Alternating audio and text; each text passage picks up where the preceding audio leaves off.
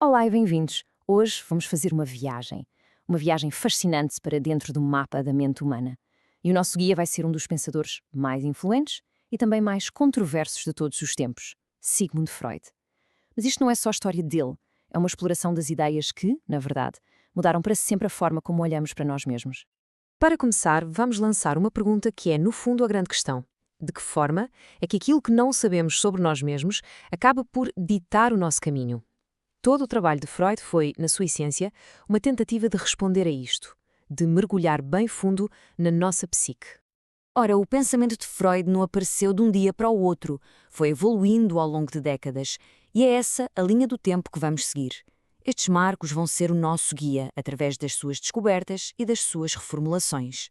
E vamos começar, claro, pelo princípio, os primeiros estudos sobre a histeria. A nossa história arranca no final do século XIX. Naquela altura, a medicina andava de cabeça à roda com uma condição misteriosa que afetava imensos pacientes, sobretudo mulheres, a histeria. E foi aqui que Freud, juntamente com o seu colega Joseph Breuil, encontrou a primeira peça do puzzle. Então, o que era exatamente a histeria?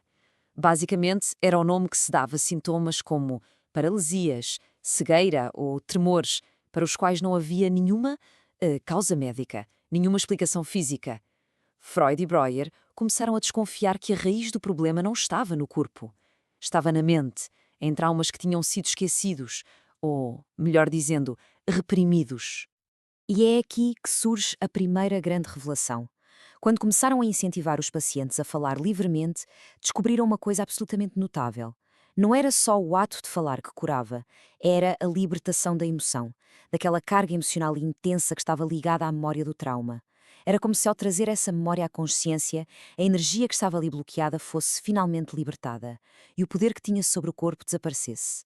Tinha acabado de nascer a cura pela fala. Esta descoberta levou Freud a uma ideia que, para a época, era absolutamente revolucionária: a de que uma parte gigante da nossa vida mental acontece completamente fora do nosso controlo e da nossa consciência. Ele deu um nome a este território: o inconsciente.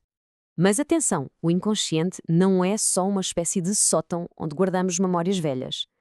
Freud via-o como um sistema superdinâmico, ativo, com as suas próprias lógicas e desejos. Um sistema que está constantemente a influenciar o que pensamos, o que sentimos e o que fazemos, mesmo que nem nos apercebamos disso. A questão é, se é inconsciente, como é que sabemos que está lá? Bem, Freud dizia que ele se manifesta, deixa pistas. E onde é que as encontramos? Nos nossos sonhos, nos famosos atos falhados, aqueles lapsos de língua, nos nossos sintomas que não têm explicação e até nas nossas piadas. São como pequenas fendas na superfície, por onde o nosso mundo interior vem espreitar. E este exemplo é um clássico que ilustra isto na perfeição. Chamar um parceiro pelo nome do pai ou da mãe. Freud diria que isto não é um engano inocente, é um ato falhado que está a revelar uma ligação inconsciente, talvez a mostrar que aquela pessoa vê características dos pais no parceiro. É como se o inconsciente tivesse acabado de mandar uma mensagem. A partir daqui, a teoria de Freud torna-se ainda mais profunda. Se o nosso inconsciente é moldado por experiências, então as mais importantes de todas, as da infância, têm de ter um papel absolutamente central. Ele defendeu que a forma como vivemos os nossos primeiros anos de vida deixa uma marca para sempre na nossa personalidade. Para explicar isto, Freud criou um mapa do desenvolvimento em 5 fases, cada uma com os seus próprios desafios. Começa na fase oral, em que o prazer está centrado na boca. Depois vem a fase anal, focada no controle e nas primeiras regras. A seguir, a fase fálica, onde surgem as curiosidades sobre as diferenças sexuais e se começa a formar a nossa identidade. E por aí em diante. E o que é que acontece se houver um problema, um conflito mal resolvido numa destas fases? Bem, segundo Freud, pode acontecer uma fixação. É como se uma parte da nossa energia ficasse presa nessa fase e os temas e problemas de então continuassem a aparecer mais tarde, na vida adulta. Este exemplo é perfeito para perceber a ideia. Alguém com conflitos por resolver na fase oral, a fase do prazer pela boca, pode mais tarde desenvolver compulsões que envolvam a boca, como comer demais ou fumar. Da mesma forma, problemas na fase anal, sob controlo, podem levar a uma pessoa super arrumada e obcecada por regras, ou então o exato oposto, uma pessoa completamente desorganizada. O comportamento adulto é, no fundo, um eco de uma luta infantil. Com o tempo, Freud sentiu que o seu mapa da mente precisava de uma atualização. Por volta de 1923, ele introduziu um novo modelo, talvez o mais famoso de todos, que descreve a mente não como um sítio, mas como um campo de batalha entre três forças que estão sempre em conflito. Ora bem, vamos olhar para esta tabela. Temos o id, que é a fonte dos nossos desejos mais primitivos. Aquela voz que diz, eu quero isto e quero agora. Depois, no extremo oposto, temos o superego. Este é o nosso polícia interno, a nossa consciência que absorveu as regras da sociedade e que nos diz, não podes fazer isso, é errado. E quem é que está no meio deste fogo cruzado? O pobre do ego. O ego é um mediador, passa a vida a tentar satisfazer os impulsos do id, mas sem quebrar as regras do superego e ao mesmo tempo lidando com o mundo real. É uma negociação constante e é daqui que vem grande parte da nossa ansiedade. Na fase final da sua vida, e muito marcado pela devastação da Primeira Guerra Mundial, Freud começou a olhar para as forças mais profundas que nos movem.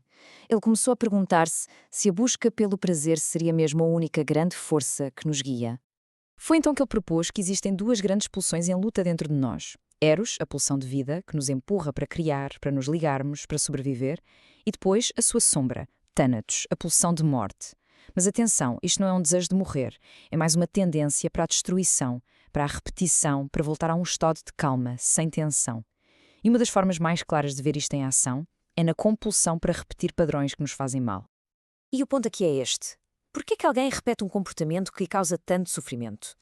Freud chamou a isto a compulsão à repetição e disse que era movida por Thanatos. A pessoa pode estar, sem saber, a recriar um trauma antigo, numa tentativa desesperada de, desta vez, conseguir ganhar, conseguir dominá-lo. E trazer esse padrão à consciência é o primeiro passo para conseguir quebrar o ciclo. E isto leva-nos ao grande legado de Freud. Concorde-se ou não com todos os detalhes, as suas ideias deram-nos uma nova forma de falar sobre nós mesmos. Palavras como ego, repressão ou ato falhado fazem parte da nossa cultura.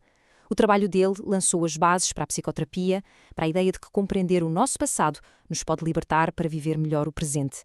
Deixamos de ser apenas passageiros dos nossos impulsos e passamos a ter a chance de ser os pilotos. E terminamos com uma pergunta para pensar. Olhando para a nossa vida, para as nossas relações, para as nossas escolhas, que padrões estão sempre a repetir-se? E o que é que essas repetições podem estar a dizer sobre a nossa história escondida? A resposta a essa pergunta, segundo Freud, pode muito bem ser a chave para um futuro mais livre.